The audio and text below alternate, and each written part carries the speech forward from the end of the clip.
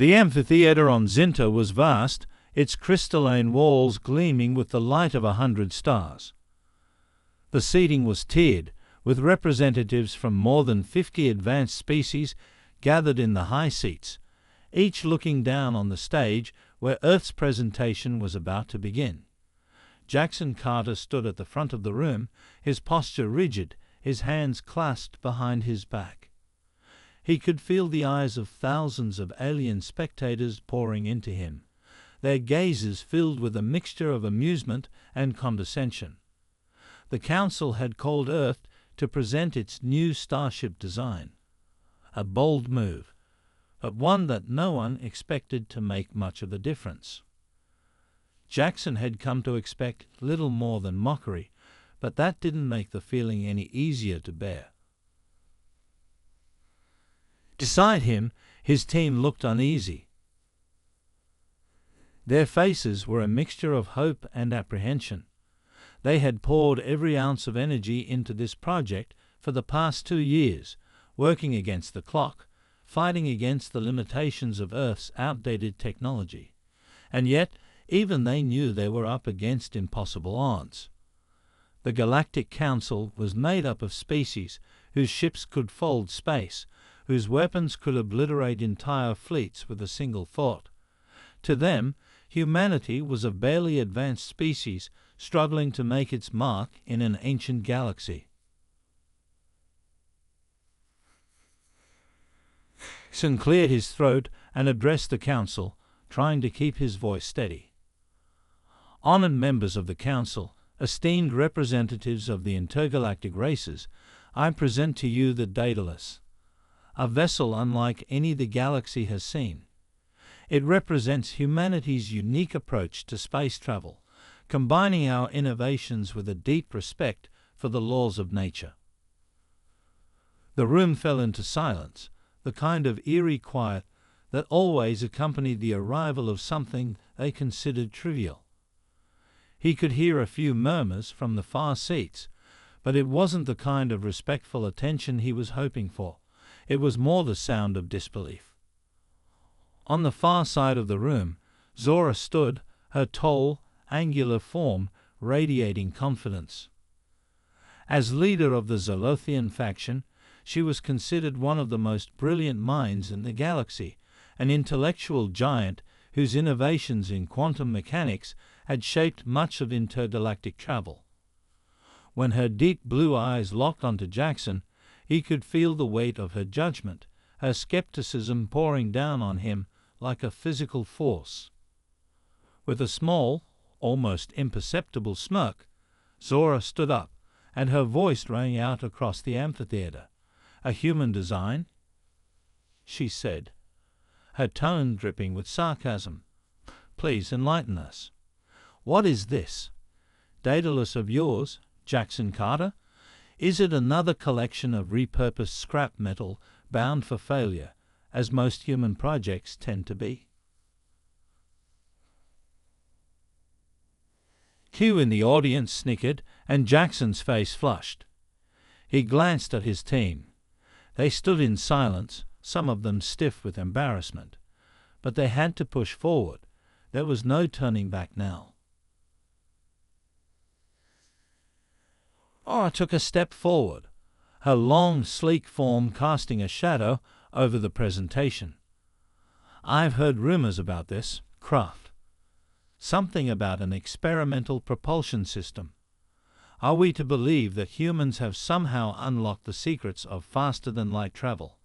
How quaint." The mockery in her voice sent a ripple of laughter through the crowd. Jackson's heart pounded in his chest, but he refused to let his resolve waver. This wasn't just about proving the Daedalus could fly. It was about proving humanity's worth, showing the galaxy that Earth was not to be dismissed as a backwater world, that they had something to offer beyond their primitive nature. "Flora," Jackson said, keeping his voice even, though the sting of her words bit at him. "You may think humanity is behind, but Earth has something that no other race has: the ability to adapt, to improvise. Our technology may be young, but our spirit is not." Zora's eyes narrowed, her lips curling into a cold smile. "Spirit doesn't change the fact that your species is decades, if not centuries, behind in the field of interstellar travel. Even your best minds are incapable of grasping the higher principles of energy manipulation and dimensional physics. You haven't even perfected quantum slipstream drives."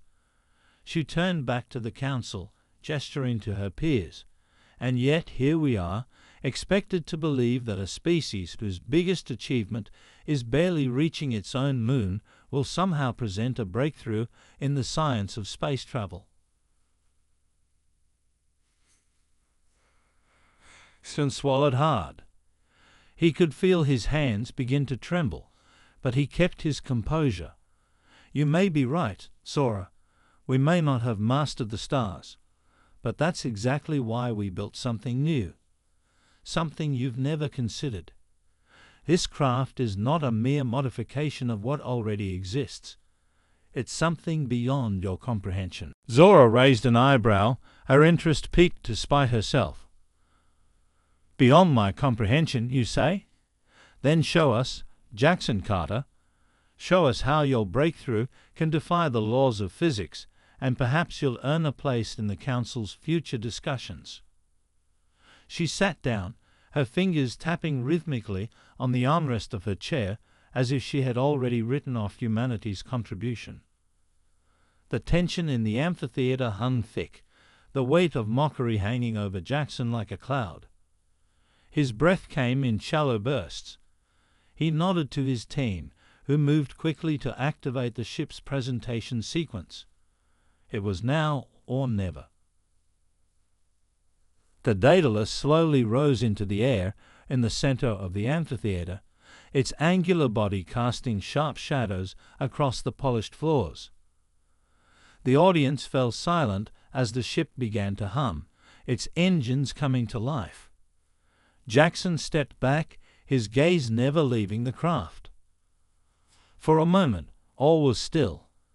Then a low rumble filled the air. Something strange. The crowd leaned forward, eyes widening.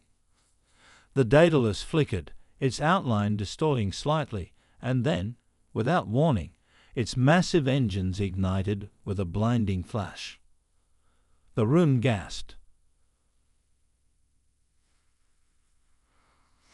Sen held his breath. This was just the beginning. This continuation keeps the tension high, with Jackson under pressure to prove the value of Earth's innovation despite the ridicule. The dramatic build-up of the ship's first reveal sets the stage for something extraordinary to come. As the echo of the Daedalus's hum died away in the amphitheater, Jackson stood motionless, the weight of the Council's disbelief pressing down on him. Zora's cutting words still rang in his ears, each syllable a reminder of humanity's underdog status in the galactic community. But it wasn't just the ridicule that fueled his frustration. It was the realization that the Council hadn't even considered Earth's potential. They dismissed humanity before they even had a chance to show what they could truly achieve. Jackson clenched his jaw, his knuckles turning white as he gripped the edge of the table. "We're not just another race scrambling for scraps," he muttered to himself, his voice barely audible over the rising noise of alien conversations. "We can do more than they think." Turning to his team, Jackson saw their eyes reflecting the same frustration, but there was something else there now, resolve. They were all as determined as he was, though they knew what he was about to propose would push their limits, both mentally and physically. There would be no safety net, no second chances. "All right," Jackson said, his voice gaining strength as he addressed them. "We've been given a chance, a brief one, but it's clear that our initial design won't cut. They don't believe we can get it right, and I'm sick of being the punchline." His lead engineer, Sarah Lawson, who had been working alongside him from the beginning, stepped forward. Her expression was one of quiet understanding. "You're thinking about the propulsion system, aren't you?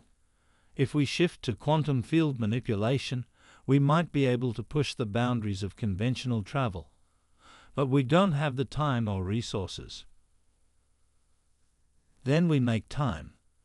We create something they can't dismiss." Jackson interrupted, his mind already running ahead, constructing plans. "I'm not talking about a minor upgrade. I want something revolutionary, an entirely new method of propulsion. Something so unique it will make their best technologies look archaic." Sarah's brow furrowed. "You're asking us to build a ship that breaks every law we know about physics. If we fail—" "We won't fail," Jackson said, cutting her off. "Look at what we've done so far. We're not the biggest or most advanced species in the galaxy, but we're resourceful. We have ingenuity. If we push the limits of quantum physics and magnetism, we can create something entirely different. We can manipulate space-time, warp it in ways the Council can't even begin to fathom." The room fell silent for a moment. Then, one by one, the rest of his team nodded. They didn't have the luxury of doubt. Not now, not when the eyes of the galaxy were on them. Every step, every mistake, would be under a microscope. But Jackson was right. They had no choice but to move forward. The Council wouldn't take Earth seriously unless they showed something extraordinary. "We'll need to reverse engineer some concepts from theoretical physics," Sarah continued, her fingers already reaching for the datapads scattered across the table. "We'll need to test our materials for warp stability, and there's no guarantee that we can create a stable quantum field without causing an explosion. But I'm in. If we're going to do this, we need everyone on board, every last one of us." Jackson nodded firmly. "We have no time to waste. Let's get to work." The team dispersed quickly, each member knowing their role. Jackson didn't hesitate. His fingers flew over the command interface as he began drafting calculations on the ship's new propulsion system, pushing boundaries no one had dared to push before. The ship's new design would need to harness quantum mechanics and manipulate the fabric of space itself, opening up possibilities far beyond traditional propulsion. He needed something that could move faster than light, but more importantly, it needed to be unlike anything the Council had ever seen. For the next few weeks, the team worked around the clock. Exhaustion became a constant companion. While other races had entire fleets of ships and endless resources, Earth's team had little more than a handful of engineers, a few outdated machines, and their sheer willpower. The longer they worked, the more Jackson could sense the mounting pressure. Every calculation, every prototype had to be perfect. The consequences of failure were more than just academic. They were about the survival of humanity's future in the galaxy.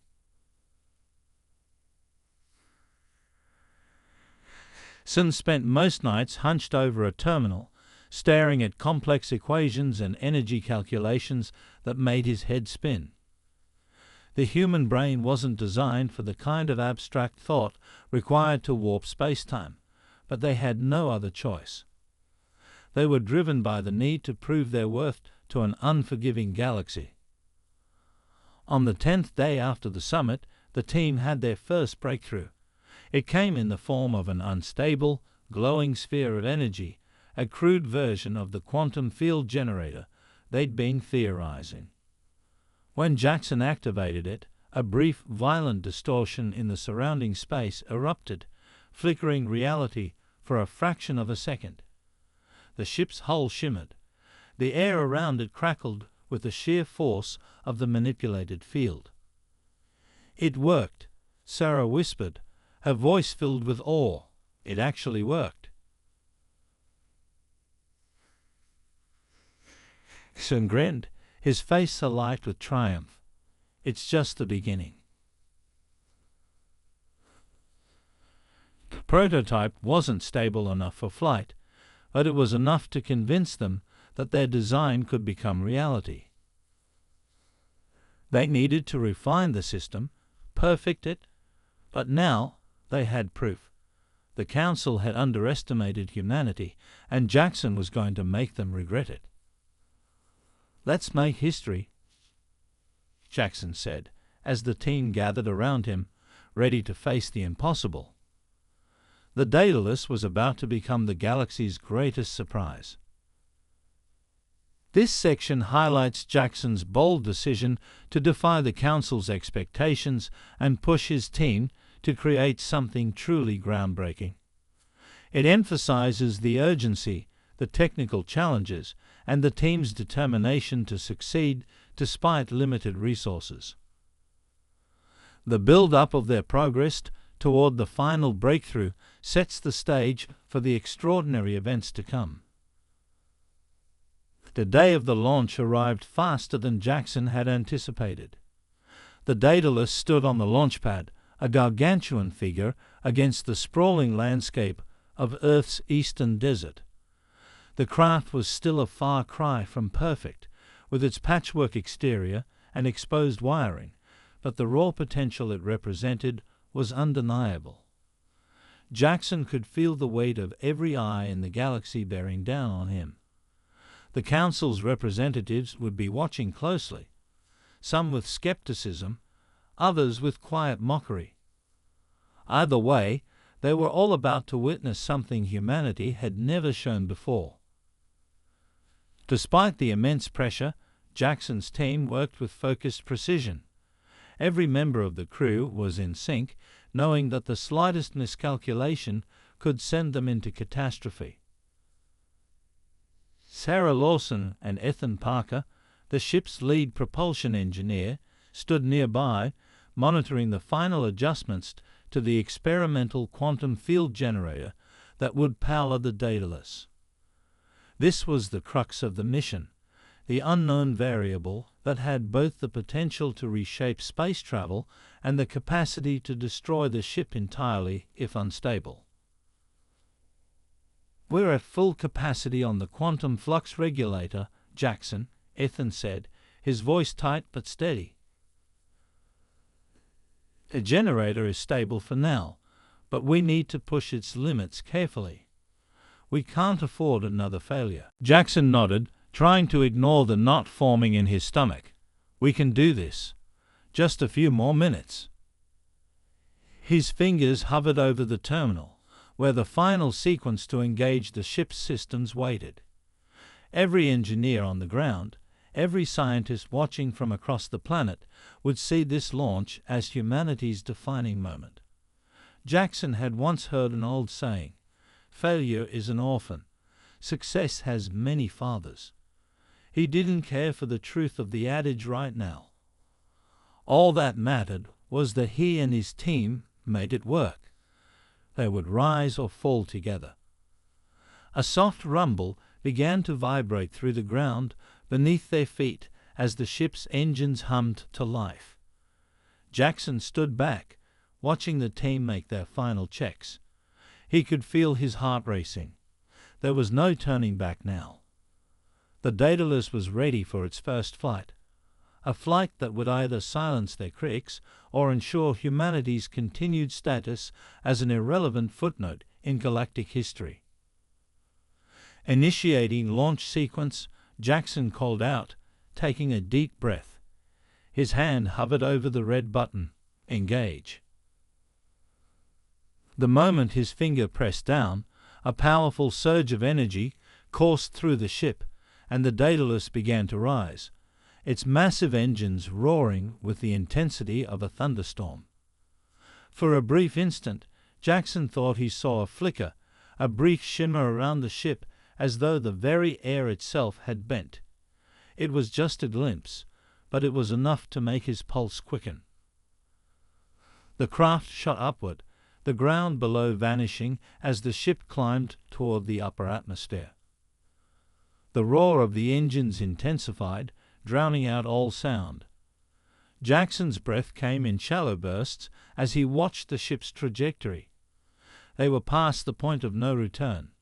The Daedalus surged upward, heading toward the edge of Earth's gravitational pull. Altitude reaching critical levels, Sarah called out from her station. Engine stable. Quantum field generator is at 90%. Preparing for dimensional transition. Sam nodded, his mind focused on the task at hand.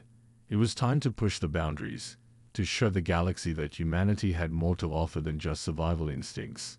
The craft had to prove itself as more than just a curiosity. The quantum field generator was their wild card, an untested technology that could either break the ship apart or open the door to the stars. In the control room, Ethan's voice broke through the tension. Engaging transition sequence in 5, 4, 3, 2, 1. A deep hum reverberated through the ship, accompanied by a sudden violent distortion of space. The ship shuddered violently as the quantum field began to manipulate space-time around it. Jackson's stomach lurched as the sensation of displacement overtook him. The ship seemed to stretch, the very fabric of space around them, bending and rippling in ways that should have been impossible. But they weren't breaking apart. The ship didn't explode. Instead, the Daedalus accelerated, faster than any conventional spacecraft could ever hope to travel. Jackson could barely process the blur of stars rushing past the ship's viewport, an almost surreal sight as they seemed to fold in upon themselves.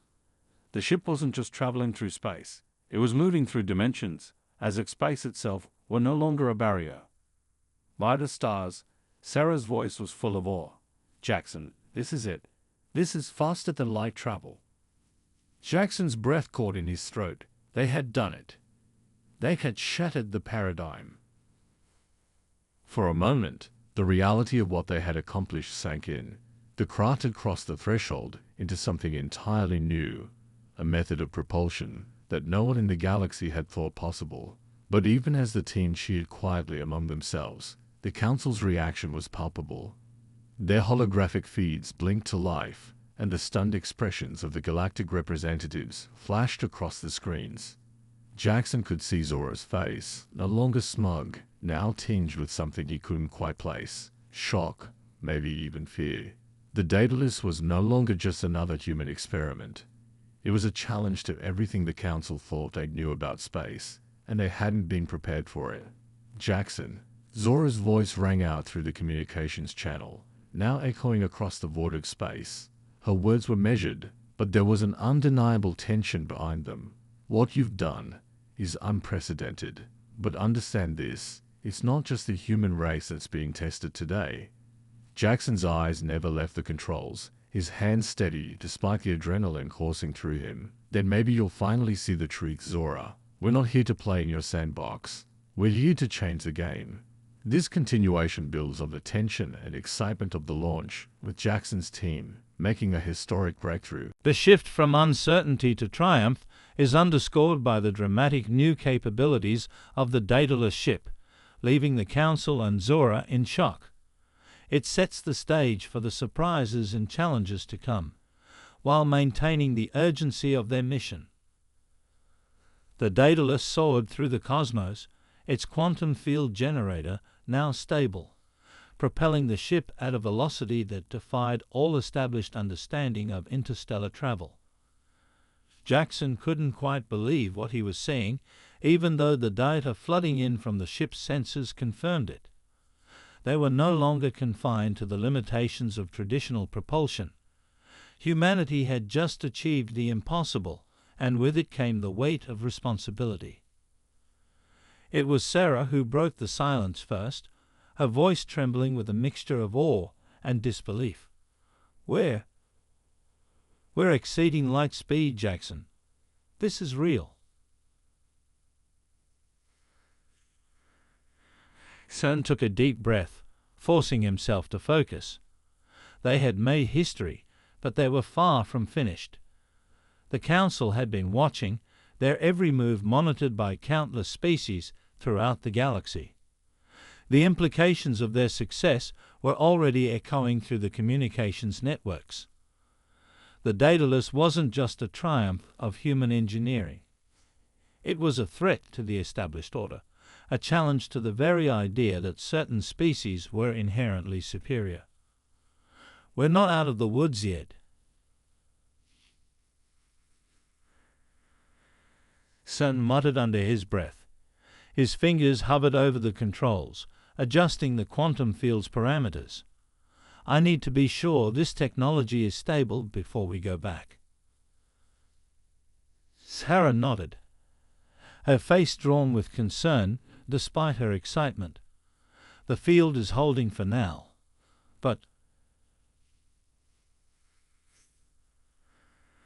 Son, we're breaking so many boundaries right now.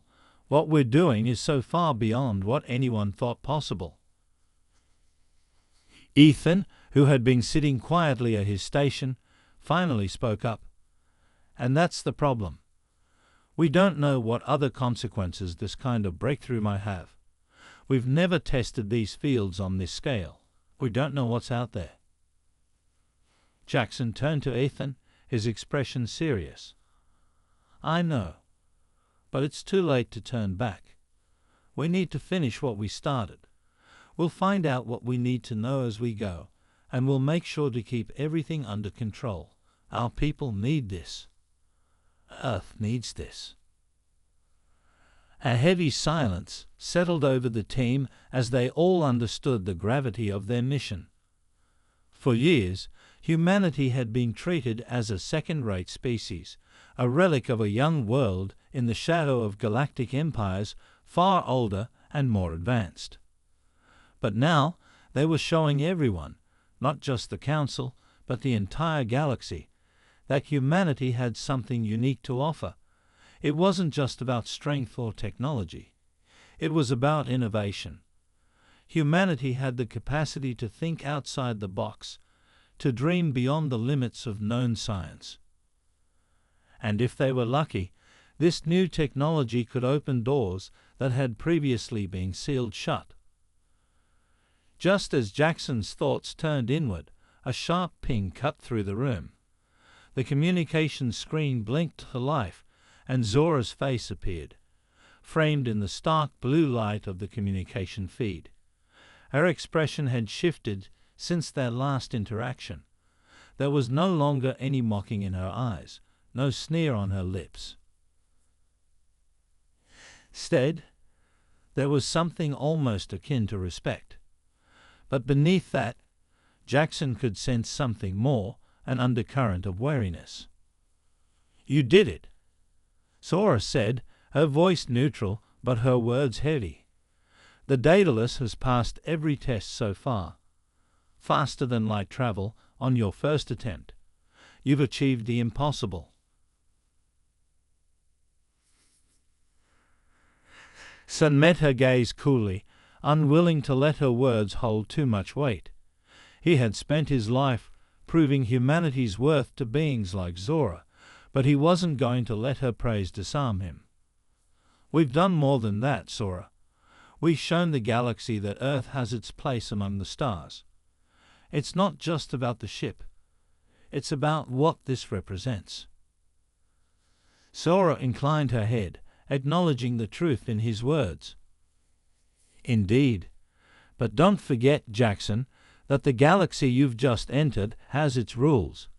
You may have proven that your species can break the boundaries of space, but there are other boundaries that exist, boundaries of power, of influence, of survival. Your breakthrough has already begun to shift the balance. Jackson's brow furrowed, and his voice hardened. We're not here to upset the balance. We're here to contribute, to learn and to grow alongside everyone else. Zora's eyes darkened slightly, though she kept her tone even. That's not how the galaxy works. Every advancement comes with its consequences. You've gained something that no one else has, and some will see that as a threat." Jackson's stomach churned. He understood what she meant. The Daedalus wasn't just a symbol of human achievement. It was a powerful tool, one that could change the course of galactic history. If other species, especially the older, more powerful factions, saw Earth as a potential rival, there would be consequences. The fear and distrust from the galaxy's elite had been building for decades, and now that fear was about to be realized. The power dynamics that had remained stable for eons were no longer as secure as they once had been. "Then we'll handle the consequences," Jackson said firmly. "But that's not our problem right now. Our job is to make sure this technology is safe and that we use it responsibly. We're not here to start wars, Zora. We're here to show that humanity can be a force for good." Zora studied him for a moment, and her lips pressed into a thin line. "We shall see, Jackson Carter. We shall see. But be aware, you've just made yourself a target." The screen blinked off, and Jackson stared at it for a long moment, his mind racing with possibilities. He had expected resistance, but he hadn't expected this level of warning. The Daedalus wasn't just a ship anymore. It was a beacon, a symbol of humanity's potential, but also a flag in the ground that would attract both admiration and hostility.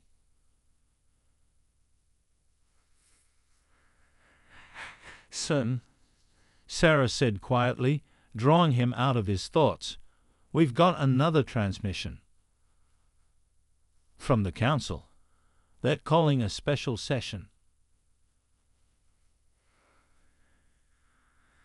Son's gaze snapped to the screen, his heart pounding in his chest. The Council had never shown this kind of urgency before. What was about to unfold would determine not just the future of humanity, but the fate of the entire galaxy. This continuation highlights the shifting dynamic between humanity and the rest of the galaxy after the Daedalus's successful test flight. Jackson's team is starting to realize the weight of their success, not just in terms of technological achievement, but also in the political and existential challenges it brings. Zora's words set up the conflict that's about to unfold, with the Council's growing wariness suggesting that humanity's newfound power may not be welcomed by all. Sun stood in the observation room, his eyes fixed on the massive communication screen that flickered to life in front of him.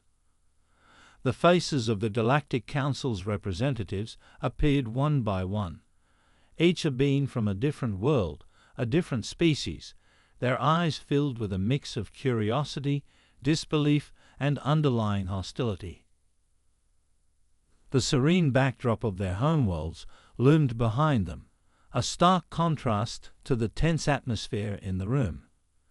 These were the leaders of the most powerful civilizations in the galaxy, and they weren't here to congratulate humanity. Zora's face was the first to appear, though her demeanor had shifted from the casual, mocking tone she'd held before.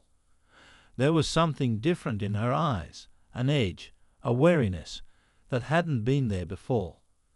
Jackson couldn't help but notice the faint tremor in her voice as she spoke. "Jackson Carter," she began, her gaze never leaving the camera, "you and your crew have astonished us. Your Daedalus has breached the known limits of space travel, limits that no one, including us, thought could be overcome. The implications of this are far-reaching, and as you might imagine, the Council is concerned." Word "concerned" hung in the air, heavy with meaning. Jackson wasn't fooled. The Council wasn't just concerned. They were scared. Scared of a species that had been written off, dismissed, underestimated. a species that had just shattered everything the galaxy believed to be unassailable.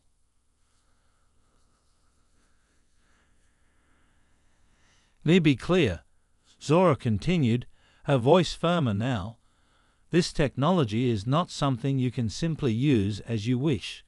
It is a game changer, a tool that could either advance galactic civilization or bring it to the brink of destruction. Jackson crossed his arms and met Zora's gaze, his resolve hardening. We never asked for permission to invent, Zora. We built this shit because we saw a future where humanity could contribute to the galaxy without being dragged down by the fear and prejudice of other species. The other council members, who had remained silent until now, began to murmur among themselves. The sound was barely audible, but it was enough to indicate the tension rising in the room. Jackson had seen it before in his meetings with other world leaders, those subtle moments of shifting power, when everyone was trying to assess where the real control lay. One of the councillors, a towering reptilian figure from the Color Dominion, leaned forward and addressed the assembly. His voice was cold, calculating.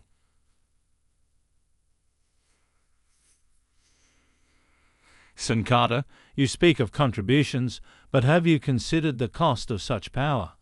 You have opened a door that cannot be closed. The Daedalus may be your creation, but it is no longer just a human issue. This concerns the entire galaxy. Another councillor, a sleek, bioluminescent being from the Srith coalition, spoke up, her voice silken but laced with an unmistakable tension. It's not just the technology itself that worries us. It's what your species might do with it. We have seen countless civilizations rise and fall, all driven by the same hunger for dominance, for control. You are not the first to think they can master space, nor will you be the last. Sarah's words echoed in Jackson's mind. This is what we feared. The galaxy, with its entrenched powers and alliances, didn't want Earth to become a force in the stars. They wanted humanity to remain a fledgling species, content with its place at the bottom. But Jackson had no intention of letting that happen. Zora's voice cut through the murmurs, sharp and direct. We are not here to debate your intentions, Jackson. We are here to decide how this will be handled. This technology is dangerous in the wrong hands. And as much as your species might want to be seen as a force for good, history has shown us that power tends to corrupt.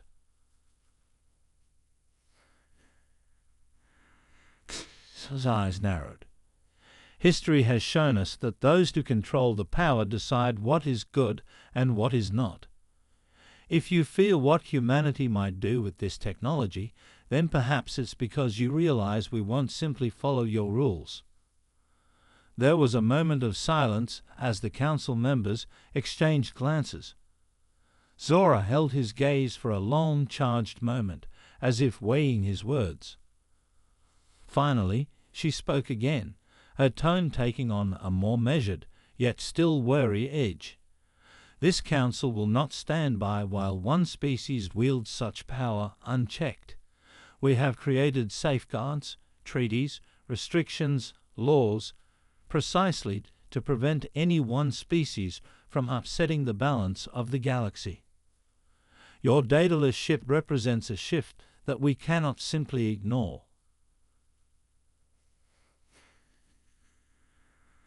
Sin's voice was low but unyielding. Then let me be clear. Humanity will not be a puppet in your galaxy-wide power struggle. We've spent too long as pawns in your games, afraid of every glance, every whisper. If the galaxy wants to fear us, then we'll show them why they should. Zora's expression hardened, but her voice remained even. Perhaps, Jackson, but you underestimate the length some of us will go to in order to preserve stability. This will not end with just a warning. You will be held accountable for your actions, and your technology will be watched closely. Cold silence followed. Jackson could feel the weight of her words, the looming threat hanging in the air. He wasn't naive enough to think the galaxy would simply accept humanity's sudden leap forward. There would be opposition.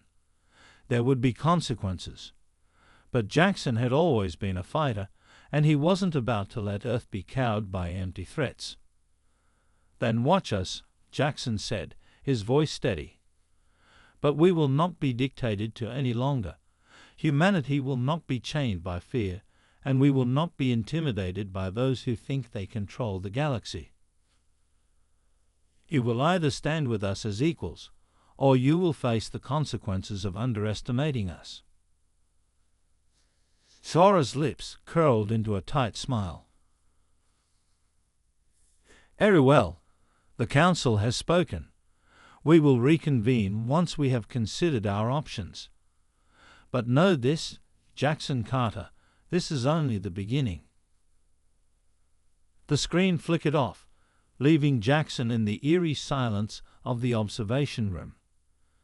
He could feel the pulse of his team behind him, their tension palpable. It wasn't over yet. They had just opened Pandora's box, and the Council's response had only just begun. Jackson had no illusions about the future. They had entered a new era, one that would be fraught with challenges, but he wasn't backing down. The galaxy might fear them, but humanity's place among the stars was no longer in question. This section explores the Council's reaction to humanity's newfound power and their decision to address the implications of the Daedalus.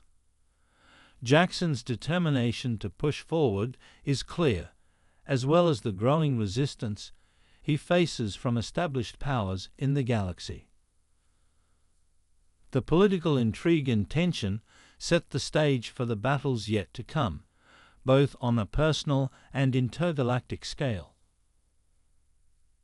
Days passed after the Council's meeting, but the tension in Jackson's chest never lifted. His team continued to monitor the Daedalus's systems, ensuring the quantum field generator remained stable. But their success felt increasingly fragile with every passing moment. The Council's warning hung over them like a shadow, and the threat of reprisals from galactic powers was becoming more than just a concern. It was a certainty. The Daedalus had opened the floodgates, and now every faction in the galaxy was reacting to humanity's unprecedented leap in space travel. "Jackson, you need to see this," Sarah called out from her station in the bridge. Her voice was tight, laced with a hint of panic. Son hurried over, his mind racing. "What is it?" Sarah's fingers flew across the console, bringing up a series of encrypted transmission logs. The feeds were mostly garbled, but one message stood out, a communication from the Srith Coalition, the same bioluminescent species that had warned humanity during the Council meeting. They were mobilizing their fleet. "They've begun assembling a war fleet," Sarah said, her voice barely a whisper. "And there's a directive here, on the verge of hostile action." Jackson's blood ran cold as the magnitude of the situation dawned on him. The Srith, a once diplomatic force known for their pacifist stance, were preparing for war. What had been a theoretical threat now seemed like an imminent reality. With the Daedalus's ability to breach the fabric of space itself, humanity had inadvertently triggered the fear of the galaxy's most powerful factions. Ear that Earth had found a power that could rival their own. "Me the comms link to Zora," Jackson ordered. His mind raced with calculations, trying to understand what kind of force the Srith could bring to bear against them. Moments later, the screen lit up with Zora's face, but her calm exterior betrayed none of the urgency Jackson knew she must be feeling. "Zora," Jackson began, "we need to talk. The Srith." I know, she cut him off, her voice quieter than usual. They've begun their preparations. The Color Dominion isn't far behind. They're all scared, Jackson. They don't trust you, and now they see humanity as a potential threat. They'll start a war over one ship. Jackson snapped, his fists clenched, over us making a breakthrough. Don't you understand? Sora's tone was sharp now. It's not about the ship, Jackson. It's about what the Daedalus represents. A new power entering the galaxy's balance. The Srith and the Kala are frightened. Frightened that if humanity can develop this technology, there's nothing stopping you from becoming an equal force to reckon with. You have no idea how many centuries of diplomacy and power structures could collapse if what you've done spreads to others. Jackson struggled to keep his anger in check. Then tell me what to do, Zora. You think I can just shut it down? This technology is what Earth needs. It's the key to everything we've been striving for. We don't want war, but we won't let anyone hold us back because of fear. Aya's gaze softened, but only slightly. I don't want war either, Jackson. But if you push this too far, the galaxy will see you as a target. The peace you think you can build will fracture before it even begins. His mind raced. What if they were right? What if humanity had crossed a line that could never be undone? The Council was already preparing a blockade around Earth's orbit. The Daedalus had already become a symbol, and not the kind they could control. Sora, he said, his voice low but resolute, I can't stop now. We can't. If we give up the Daedalus, if we let the fear of what we've accomplished dictate our future, we will always be beneath the others. And I won't let humanity become nothing more than a footnote. Sora's eyes hardened, but there was a flicker of something, almost regret, before she nodded slowly. Then you leave me no choice, Jackson. I've tried to warn you. The Srith are just the beginning. If you want to survive this, you need to prepare for the worst. The screen cut off, leaving Jackson standing in the dimly lit control room, his fists still clenched. The war was coming, whether he was ready or not. His mind raced, but one thought remained at the forefront. He couldn't allow humanity's first taste of real power to be extinguished before it even took root. The galaxy could try to shut them down, but humanity wasn't going to bend. We need to get to work, Jackson said to his team, his voice steady. I'm not backing down, and neither should you. The crew quickly scrambled into action, and Jackson turned to Sarah. I need you to run simulations on the ship's defenses. We don't know what kind of firepower they'll bring, but I want to be ready.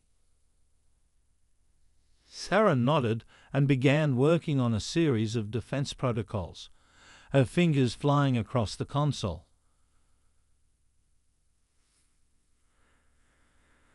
Sarah knew that even if they managed to keep the Daedalus safe, they'd still need a strategy to deal with the galaxy's resistance. The Council would no doubt impose an embargo, and the Srith Kala and other factions would move quickly. But this wasn't just about survival.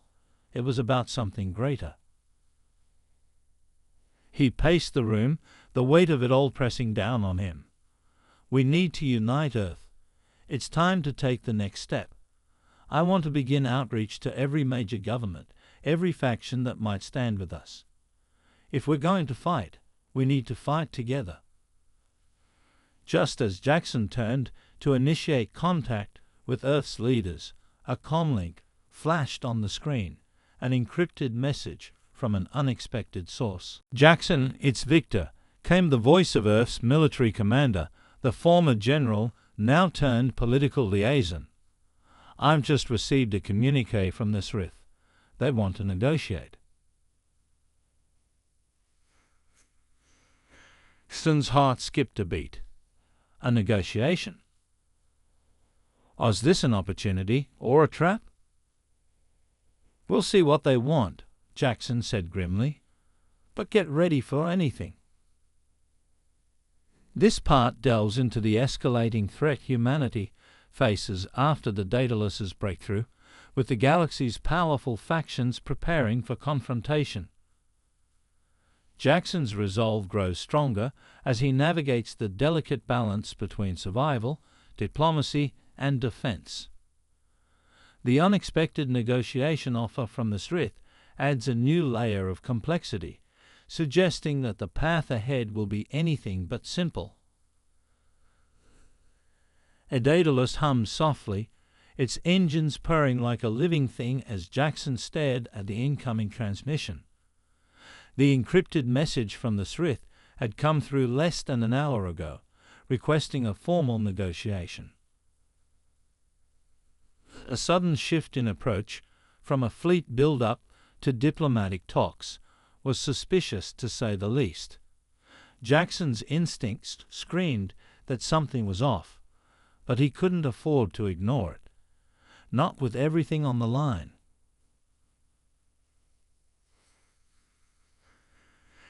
Still, this feels like a trap, Sarah said, her voice laced with skepticism as she watched the message blink on the screen. I know, Jackson muttered, but we don't have the luxury of ignoring their overtures.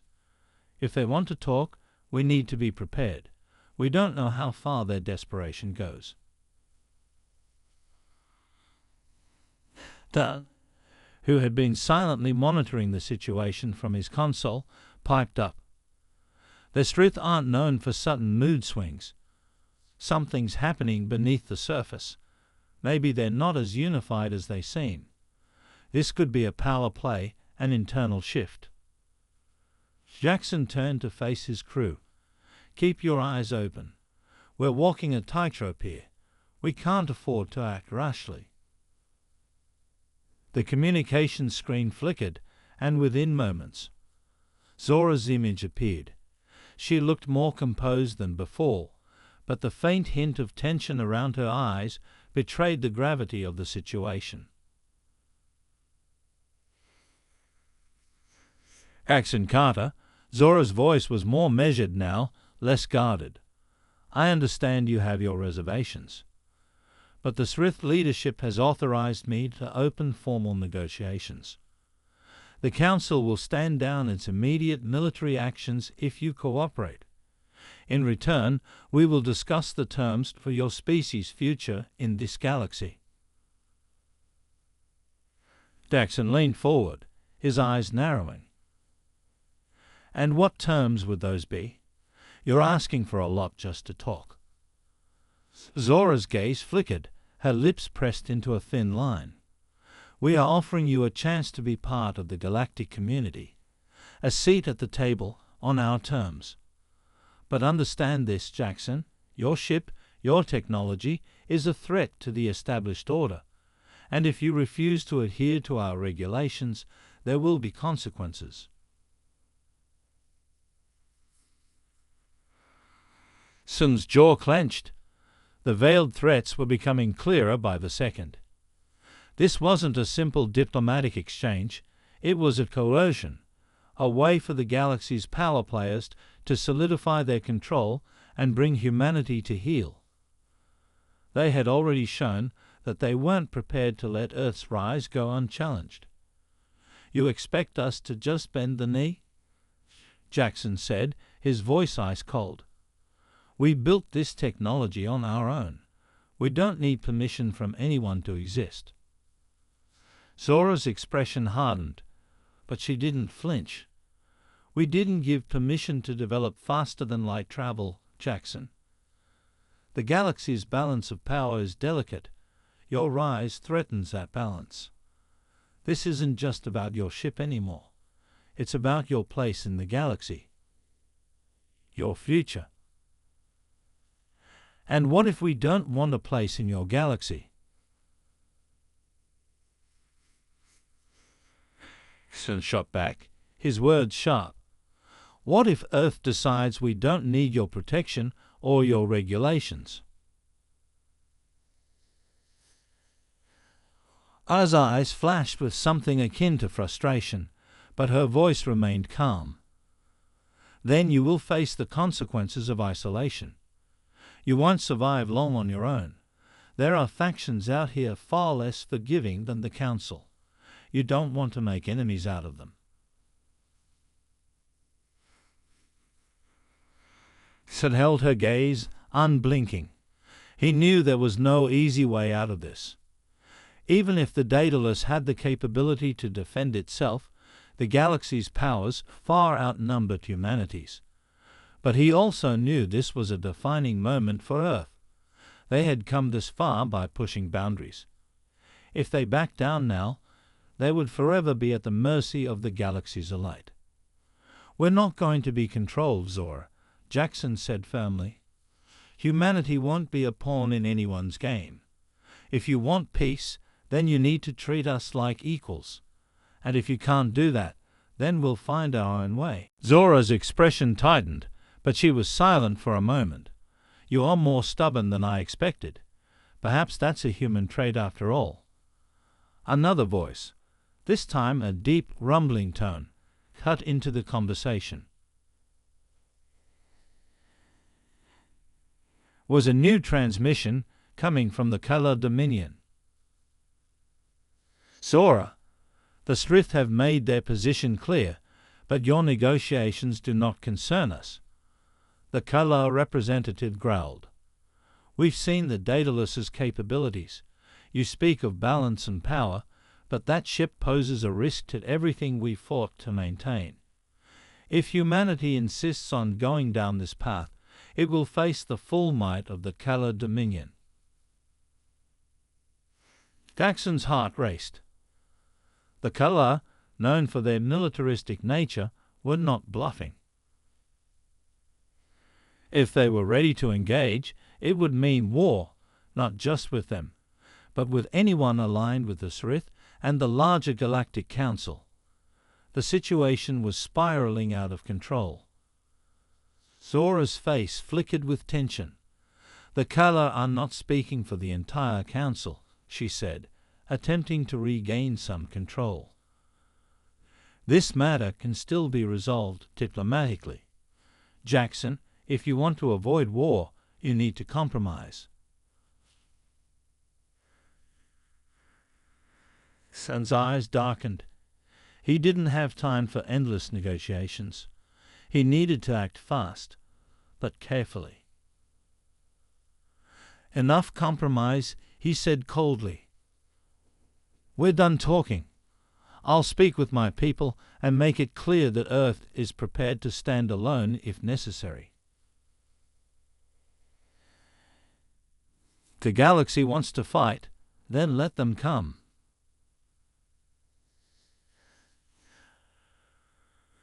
As gaze hardened, her lips curving into a grim smile. Then you'll regret underestimating us, Jackson. You've made your choice. The screen cut off abruptly, and Jackson turned to his team. The weight of the decision hung heavy in the air. They had just cut all ties with the Galactic Council, and war was now a real possibility. But there was no turning back. They had proven their strength with the Daedalus, and now they had to stand their ground. Prepare the ship, Jackson said firmly, his voice resolute. We're ready for whatever comes next. This part dives into the tense negotiations with the Strith and the Color, showing how Jackson refuses to back down despite the increasing pressure from the galactic powers. The stakes are now higher than ever, with the galaxy's most powerful factions preparing for war. The delicate dance of diplomacy has ended, and Jackson's resolve is solidified. Humanity will not be cowed by fear, that the consequences of their defiance could be catastrophic. The Daedalus cut through the dark void of space, its sleek frame a stark contrast against the backdrop of the galaxy. Sighed, the crew was ready for what came next, but the mood was grim. The Council had made its threat clear. Humanity was no longer a welcomed guest among the stars, and the Kala Dominion was already preparing for war. Jackson's mind raced as he paced the command deck. His decision was final. There was no turning back now.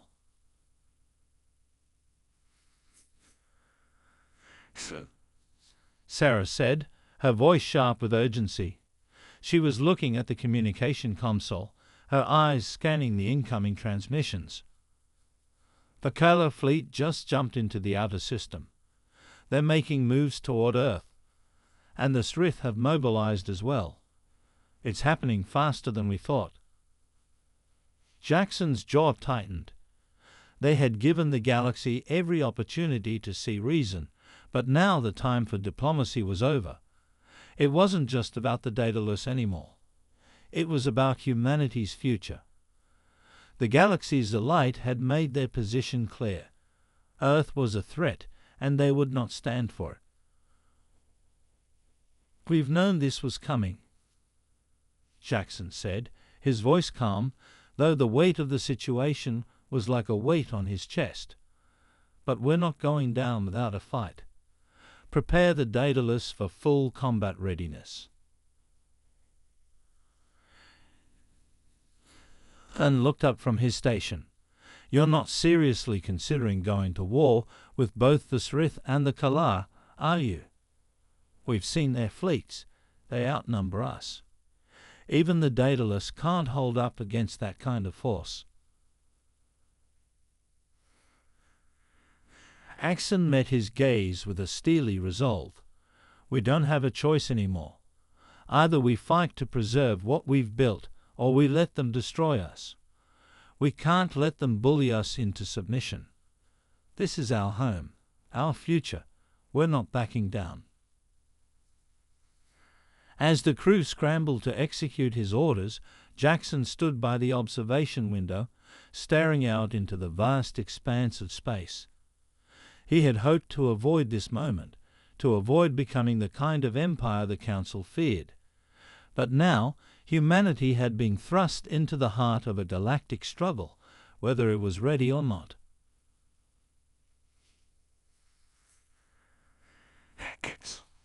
Sarah said, her voice breaking through his thoughts. "You need to see this. It's a transmission from Earth." Jackson quickly moved to the console, and a live feed of General Victor appeared on the screen. His face was grim, but there was determination in his eyes. "Soon. This is it. The Kala fleet is moving fast, and the Srith are pulling their ships into a defensive line around the system.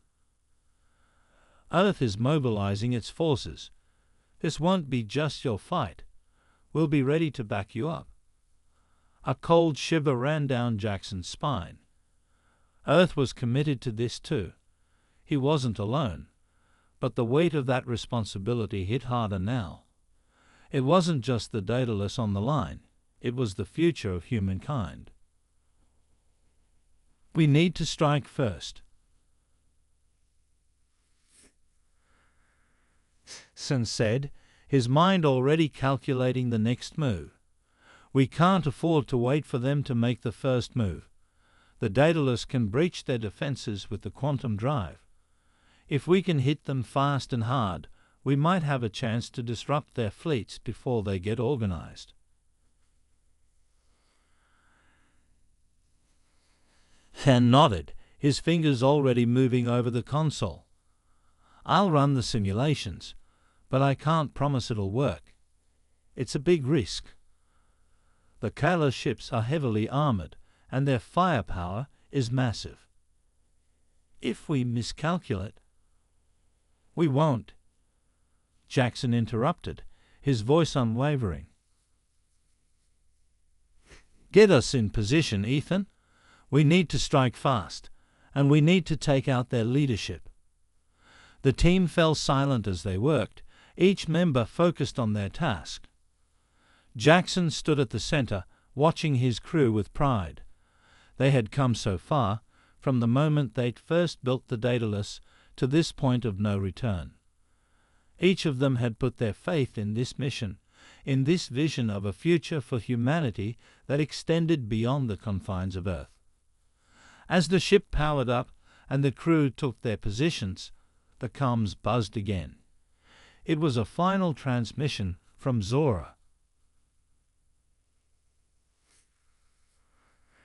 So she began, her voice tinged with an emotion Jackson couldn't quite place. "I warned you. You've made your bed, now you'll lie in it. The Kala are preparing to launch an all-out assault. If you think your technology can protect you, you're mistaken. We'll see if you're as resilient as you claim."